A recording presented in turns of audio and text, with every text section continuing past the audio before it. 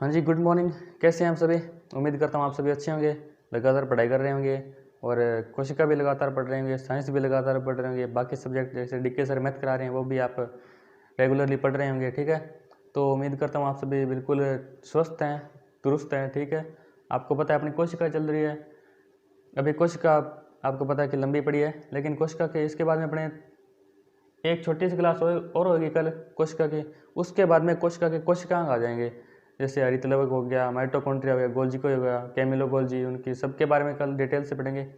लेकिन अपनी क्लासें अभी तक रेगुलर रहेगी और अपनी क्लासें और लंबी भी चलेगी। ठीक है, तो कोशिका अभी तक खासा लंबी चलेगी, लगभग यहाँ समझ लो कि 10 दिन अभी तक कोशिका और चाल सी। ठीक है, तो अपने कोशिका रेगुलर और करते हैं। ठीक है, आज अपने कोशिका का कौन सा पार्ट पढ़ेंगे? आज कोशिका किस पार्ट में पढ़ेंगे? आज कोशिका के केंद्रक द्रव्य और केंद्रिका के बारे में पढ़ेंगे। ठीक है, लिखो पहले केंद्रक द्रव्य। चलो आप बताएं पहले केंद्रक द्रव्य क्या होता है? केंद्रक द्रव्य क्या होता है? केंद्रिका क्या होती है?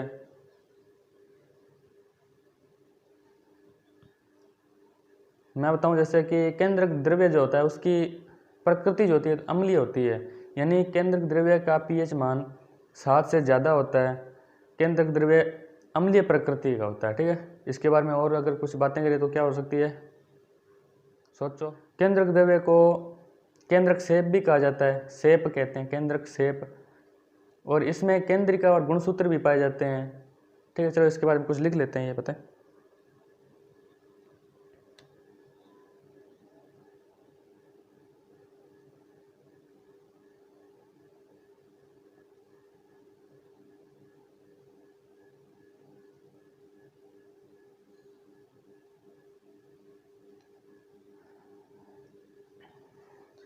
केंद्रक में भरा हुआ गाढ़ा पदार्थ केंद्रक द्रव्य कहलाता है।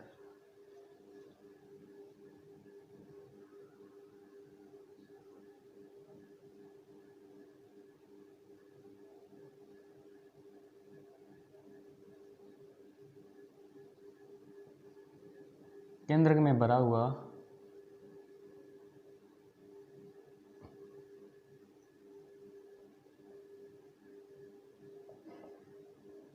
गाढ़ा द्रव पदार्थ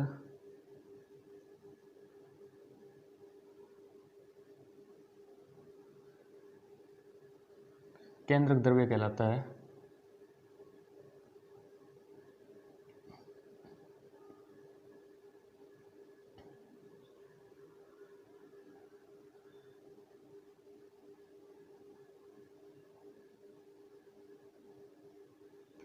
देखो राइटिंग इतनी सुनी को नहीं, पर इतनी सुनी जरूर है कि थान समझ आ जैसे आराम लिख सकते। केंद्रक में भरा हुआ गाढ़ा द्रव्य पदार्थ केंद्रक द्रव्य कहलाता है। ये केंद्रक के अंदर होता है। ठीक है, इसकी प्रकृति कैसी होती है? ये अम्लीय प्रकृति का होता है। इसका पीएच मान 7 से ज़्यादा होता है। ठीक है, 7 से कम होगा तो क्षारीय हो जाएगा, 7 से ज़्यादा होगा तो अम्लीय हो जाएगा। इसका पीएच मान 7 से ज़्यादा होता है, यानी इसकी प्रकृति अम्लीय होती है।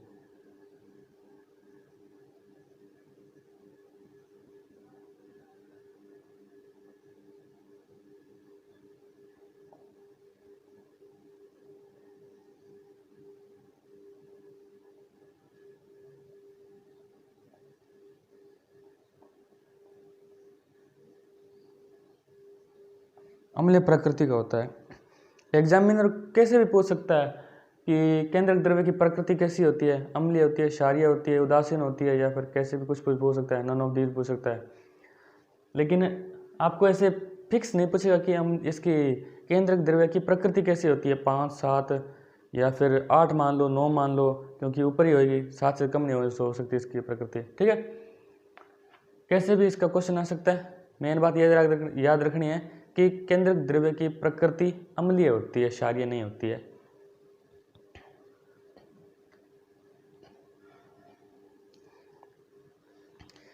केंद्रक द्रव्य को केंद्रक सेप भी कहा जाता है। ये इसका उपनाम है, दूसरा नाम इसको जैसे कहते हैं, इसको केंद्रक सेप भी कहा जाता है।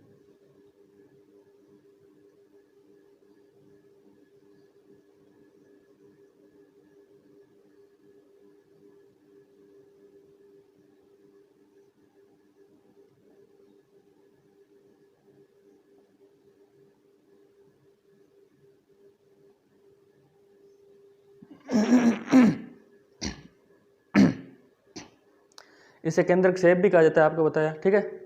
हाँ, जैसा कि मैंने पहले बताया था, जो भी लिखवाऊंगा क्लास के अंदर ही याद करवा दूंगा, अगर पूरा गौर से सुनोगे, ध्यान से देखोगे, ठीक है। इसे केंद्रक क्षेप भी कहा जाता है, इसका उपनाम है ये, ठीक है। और इसमें क्या होगा, इसमें केंद्रिका और गुणसूत्र पाए जाते हैं।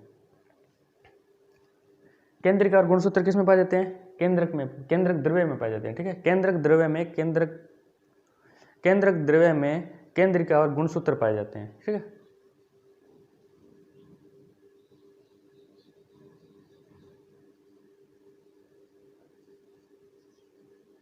केंद्रक द्रव्य में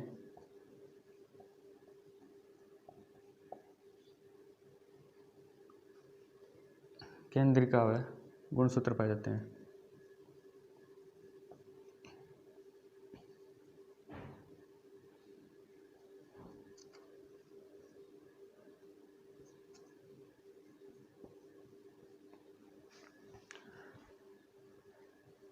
केंद्रिका गुणसूत्र किस में होते हैं, केंद्रक द्रव्य में होते हैं। किस में होते हैं, केंद्रक द्रव्य में, न्यूक्लियोप्लाज्म इसको कहते हैं।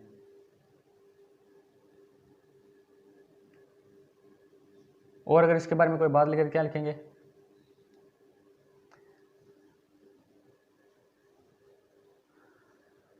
केंद्रक द्रव्य का निर्माण कैसे होता है, किस चीज से मिलाकर बना होता है केंद्रक द्रव्य।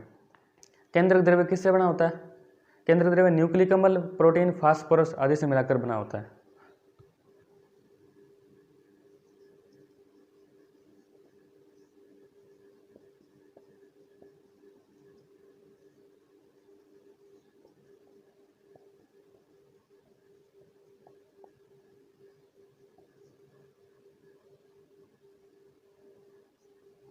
न्यूक्लिक अम्ल, प्रोटीन, फास्फोरस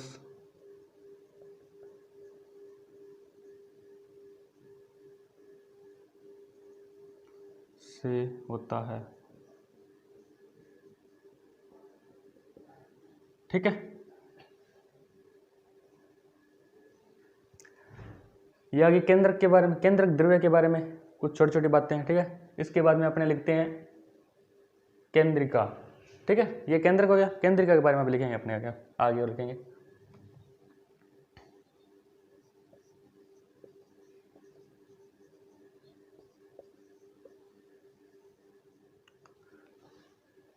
केंद्रिका क्या होती है, केंद्रिका केंद्रक के अंदर पाई जाने वाली छोटी गोलाकार संरचना केंद्रिका कहलाती है। इसका काम क्या होता है, केंद्रिका का काम क्या होता है, केंद्रिका आरएनए का संश्लेषण करती है और कुछ यूकैरियोटिक जीवों के अंदर, ये जो केंद्रिका होती है, कुछ यूकैरियोटिक जीवों के अंदर एक से ज़्यादा यानी कि 4 तक भी ये पाई जाती है, ठीक है। ये लिखेंगे इसके अंदर।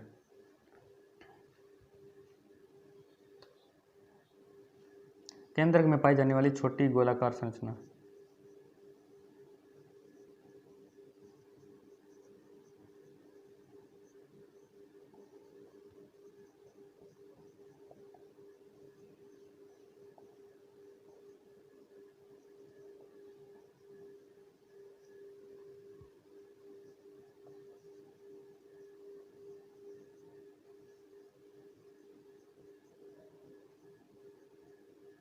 केंद्रक में पाई जाने वाली छोटी गोलाकार संरचना क्या कहलाती है, केंद्रिका कहलाती है। क्या काम होता है इसका, प्रोटीन, इसके केंद्रिका का काम क्या होता है, ये आरएनए का संश्लेषण करती है।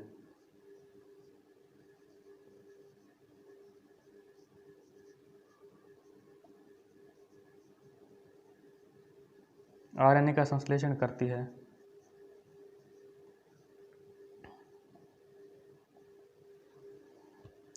अब कई कुछ गुरुजी आरएनए के, आरएनए राइबोज न्यूक्लिक अम्ल होता है, जैसे डीएनए होता है डीऑक्सी राइबो न्यूक्लिक अम्ल, जैसे ये होता है आरएनए राइबोज न्यूक्लिक अम्ल, ठीक है। इसके बारे में आगे पढ़ेंगे, आगे आएगा ये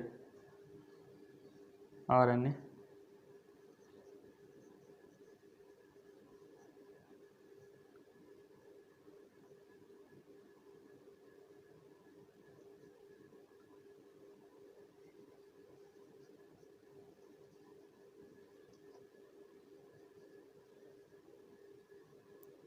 राइबोज न्यूक्लिक अम्ल, ठीक है। इसको आरएनए आरएनए कहते हैं इसको। और क्या काम होता है केंद्रिका का, इसका मुख्य काम यह था कि ये कोशिका विभाजन में सहायक होती है, कोशिका विभाजन के अंदर महत्वपूर्ण भूमिका अदान करती है या फिर प्रदान करती है।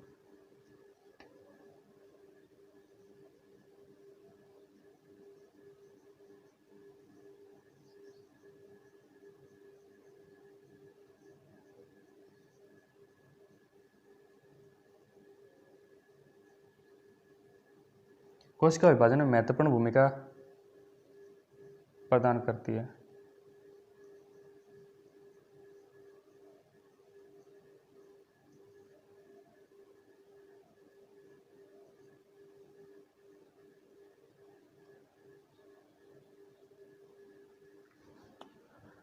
केंद्रिका, केंद्रक के अंदर पाई जाने वाली छोटी गोलाकार संरचना केंद्रिका कहलाती है।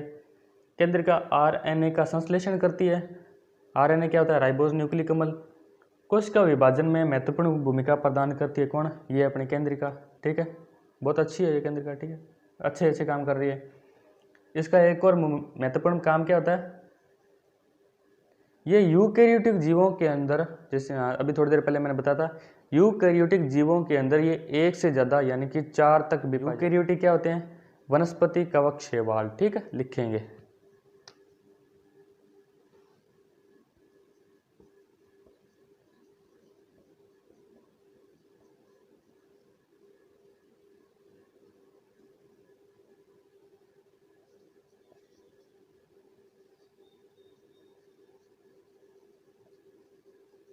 एक से ज़्यादा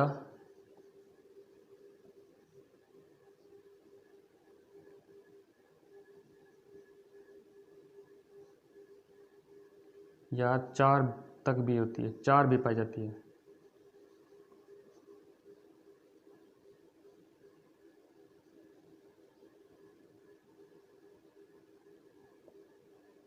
ठीक है, इसको एक बार नोट करेंगे और एक बार रिपीट में कर देता हूँ। केंद्रक द्रव्य, केंद्रक में भरा हुआ गाढ़ा द्रव पदार्थ केंद्रक कहलाता है। केंद्रक द्रव्य की प्रकृति अम्लीय होती है और केंद्रक द्रव्य को केंद्रक सेप भी कहा जाता है। सेप है ये, सेप, सेब नहीं है। केंद्रक सेप भी कहा जाता है। केंद्रक द्रव्य में केंद्रिका व गुणसूत्र पाए जाते हैं। जो केंद्रिका और गुणसूत्र होते हैं वो केंद्रक द्रव्य के अंदर पाए जाते हैं। केंद्रक द्रव्य का निर्माण न्यूक्लिक अम्ल, प्रोटीन, फास्फोरस से मिलाकर किया जाता है या फिर होता है, पहली बात किया जाता है। अब आती है केंद्रिका। केंद्रक के अंदर पाई जाने वाली छोटी गोलाकार संरचना केंद्रिका कहलाती है। केंद्रिका आरएनए का संश्लेषण करती है। आरएनए राइबोज न्यूक्लिक अम्ल हो गया। कोशिका विभाजन में महत्वपूर्ण भूमिका कौन प्रदान करती है? ये अपनी केंद्रिका प्रदान करती है। यूकैरियोटिक में यह एक से ज़्यादा या 4 तक भी पाई जाती है। कौन? केंद्रिका। ठीक है, इसको एक बार नोट करेंगे जल्दी जल्दी। हाँ जी, तो ठीक है, अब अपने पढ़ेंगे कोशिका के अंदर गुणसूत्रों को। ठीक है, गुणसूत्र के बारे में देखते हैं। गुणसूत्र क्या होता है?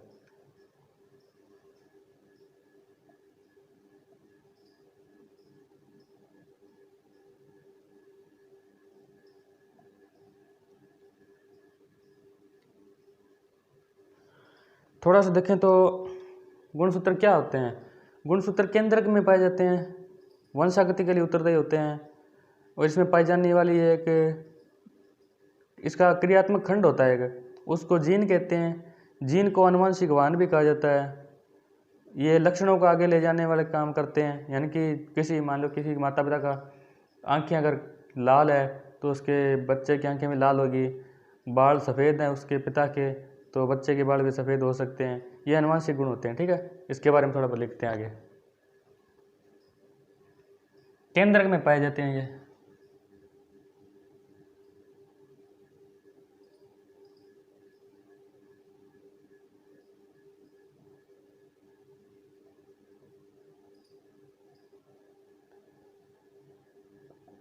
गुणसूत्र केंद्रक में पाए जाते हैं, वंशागति के लिए उत्तरदायी होते हैं।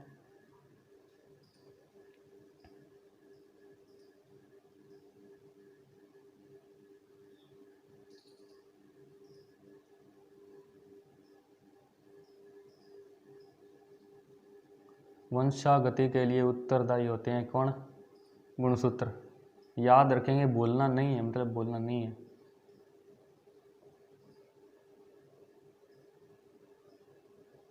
ठीक है, गुणसूत्रों में पाए जाने वाली एक धागेनुमा संरचना होती है। जिसको क्रोमेटिन कहा जाता है।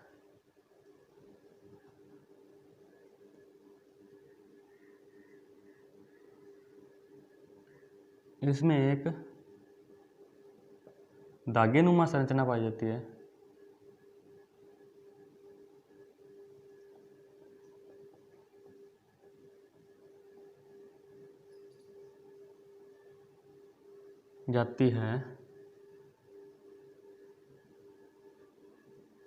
जिसे क्रोमेटिन कहा जाता है।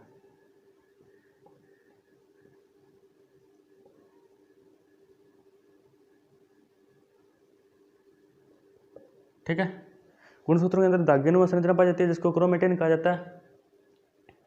और क्या केंद्रक के अंदर आनुवंशिक गुण पाए जाते हैं। इनमें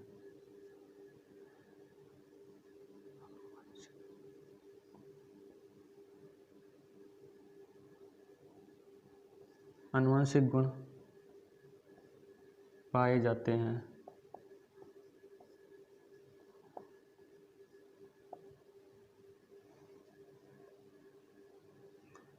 इनका निर्माण कैसे होता है आपको पता है। गुणसूत्रों का निर्माण हिस्टोन प्रोटीन से होता है। ठीक है, लिखेंगे। एक और भी होता है इसमें, इनका निर्माण डीएनए हिस्टोन प्रोटीन से होता है।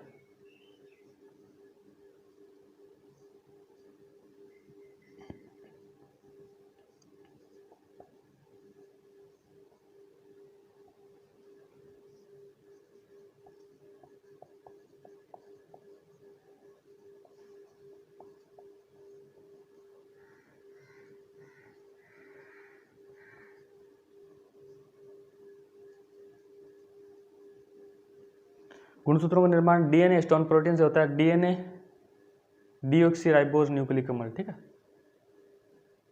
डीऑक्सीराइबोज न्यूक्लिक अम्ल, इसको लिख देते हैं।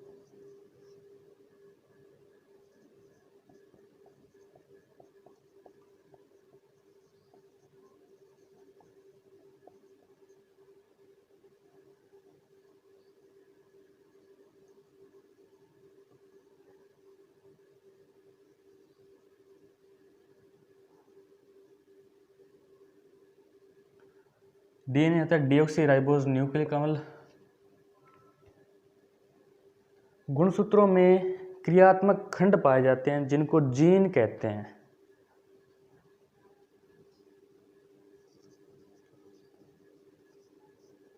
इसमें पाए जाने वाले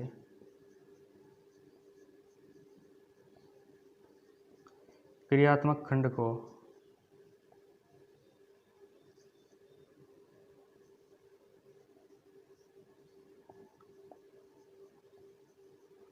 जीन कहते हैं।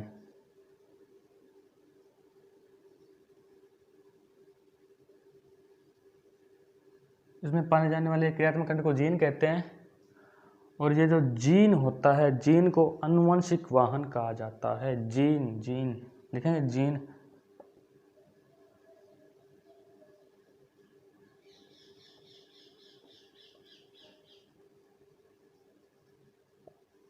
जीन को आनुवंशिक वाहन कहा जाता है।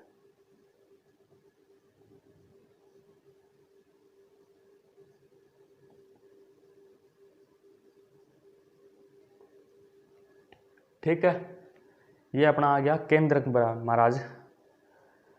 अच्छा, केंद्रक नहीं है, ये है गुणसूत्र। ठीक है, गुणसूत्र के अंदर क्या होते हैं देखते हैं एक बार। गुणसूत्र को पूरा रिपीट मारते हैं, याद करवा देता हूँ यहीं पे। गुणसूत्र केंद्रक के अंदर पाए जाते हैं, वंशाकृति के लिए उत्तरदायी होते हैं। क्या होता है, केंद्रक में पाए जाते हैं, वंशाकृति के लिए उत्तरदायी होते हैं। इसमें एक धागेनुमा संरचना पाई जाती है जिनको क्रोमेटिन कहा जाता है।